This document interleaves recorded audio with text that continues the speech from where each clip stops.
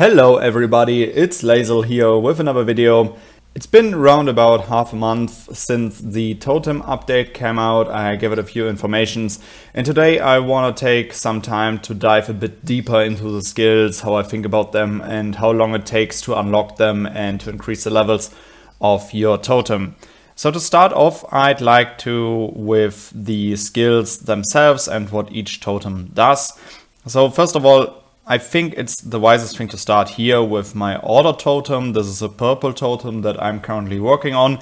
And as you can see, I have put purple artifacts, which I don't need, into the slots for each different skill tree. There's a reason behind that. So I started off with the magic lamp because I think that cavalry defense is a very interesting passive skill or passive attribute boost that I need for my army formation. Once I finished all of those 3 levels, which cost me 50 purple soul stones, I was able to work on the cavalry HP. But this one costs me 80 purple soul stones. What I then did is I went to the middle slot where I can work on cavalry attack, which costs me 50 again. I work on this currently. These 2 skill trees add up into the whole totem force level. You can currently see here on the top left that I'm currently level 5. The interesting thing comes here when it comes to the totem skill itself, because as you can see here on the lower right, it needs totem force total level to reach level 6. Once I have finished the cavalry attack here on the middle skill tree, I will be able to unlock the totem skill. That is great, but we have to say that we need 100 purple psionic tattoos, and currently I only have 1. You might be thinking now, okay, it's been around about half a month. That's way too long. It will take me years to get all of these tattoos. And yeah, it will probably take a long time, but to be fair about that, this is not a consistent number, as you get quite a few of these tattoos here from the Oracle quests each day, and it also takes some time to level up your Oracle. With each level up, you will be able to get higher level quests, and with that, a higher chance of getting these psionic scrolls. And in addition to that, the higher your Oracle level, the more things you can unlock here in the Oracle shop. You can see on level 18, you can buy 3 a week and a lot of purple runestones. It is reachable. It will take time, yes, and we all know how you can speed this process up.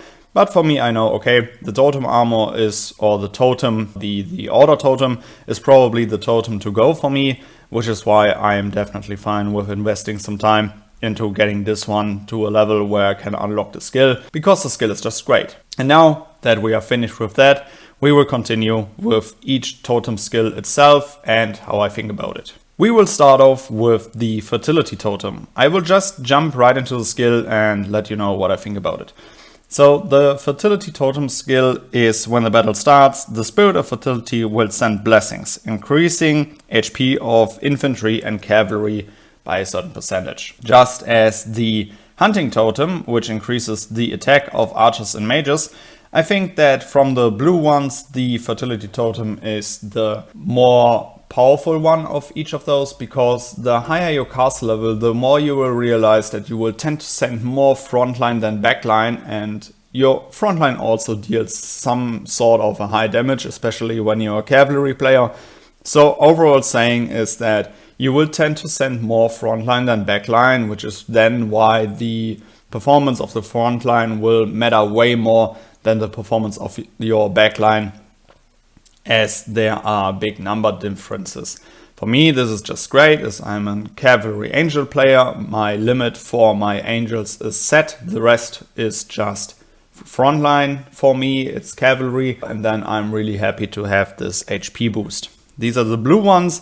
They are very easily upgraded, and you can unlock this totem skill actually pretty quick. You can see that if I would invest all of my points in one of these totems, I could actually unlock the skill already. So this is a fast one. Now we continue with the fire totem.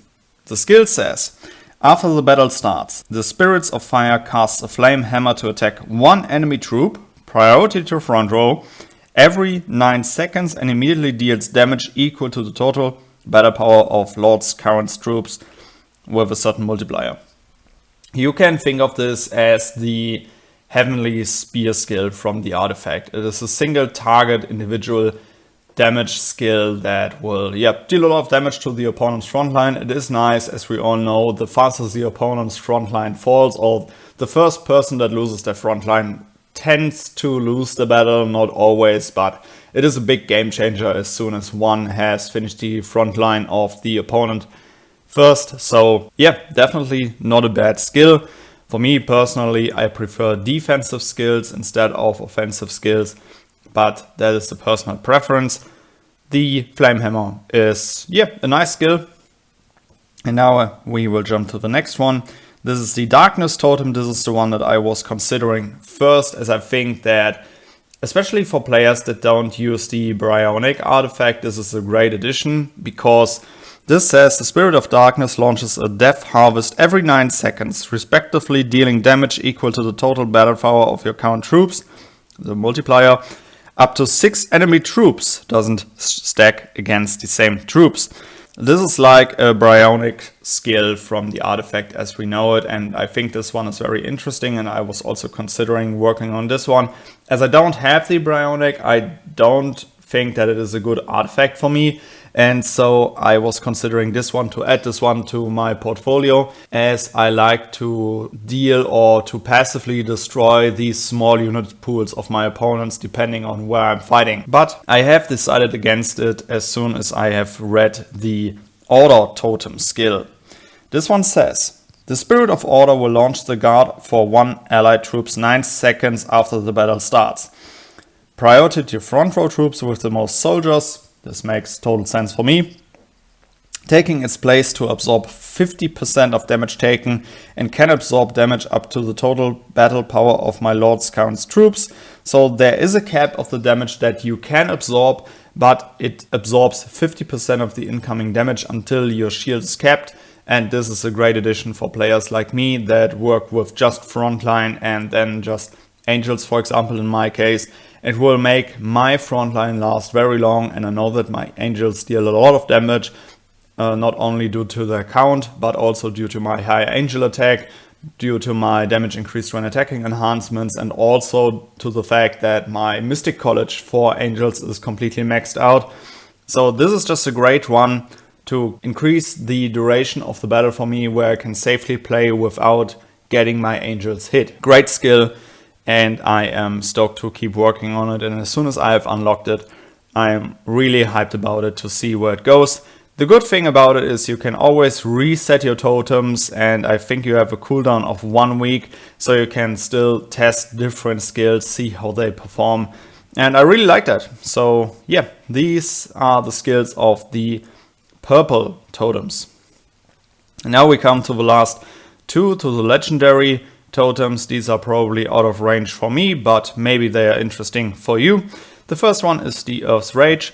The Spirit of Earth launches an Earth Rage against enemy troops every 9 seconds, respectively dealing true damage equal to the total battle power of my Lord's current troops to all enemy troops. This is very powerful. You can see it as an earthquake, which is dealing true damage. True damage ignores all damage reduction skills, every defense stat, and so on and so on. It's just very powerful, so this will deal a lot of damage. It is a better version of the Fire Hammer, as it deals damage to all enemy units, and it is also true damage. So just a way stronger version than the Fire Totem. But as I have said, probably out of range for me, very powerful skill. Last but not least, we have the Wrath Totem. The Spirit of Wrath summons lightning storms to shroud the enemy's troops every 9 seconds for 4 seconds.